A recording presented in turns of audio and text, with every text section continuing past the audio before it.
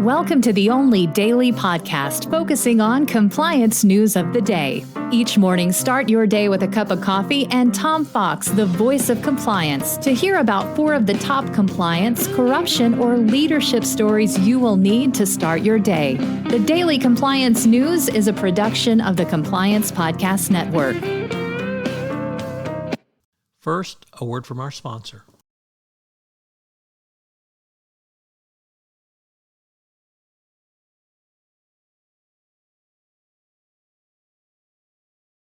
The Daily Compliance News for January 5, 2024, the Trump Corruption Edition.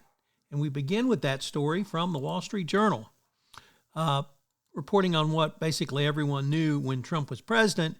He was paid lavish sums by foreign governments and state-linked entities who paid over $7.8 million into Trump businesses to garner favors with the former president.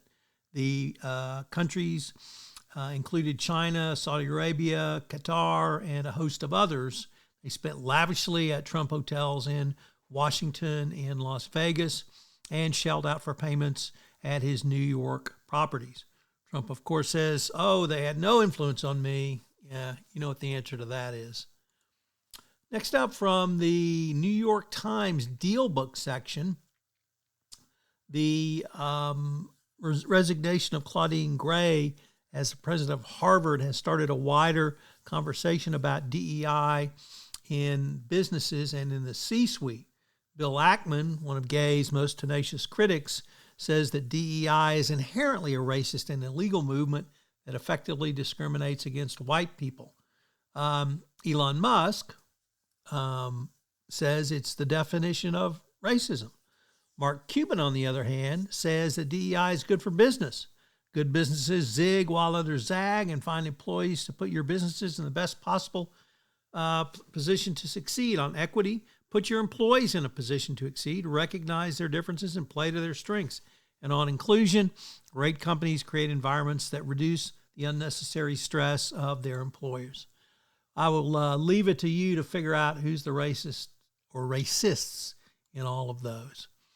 Next up, from Bloomberg, the one of the suspended officials from Altice leaves the company. Alexandra Fonseca, former co-chief executive, is leaving the company 6 months after Portuguese prosecutors opened an investigation into the telecom company. Altice is in deep trouble with Portuguese prosecutors. It's going to be interesting to see if any of this gets to the United States in the form of a FCPA or other claim. But the departure really is no surprise, and anyone who wants to buy the company, good luck.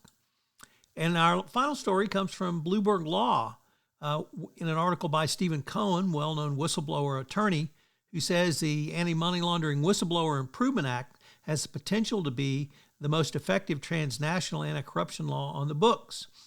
The act, which dates to the passage of the AML Act of 2020, is now operational, having been signed into law previously, and it addresses deficiencies in the AML whistleblower program. So perhaps we'll start seeing some whistleblower results there.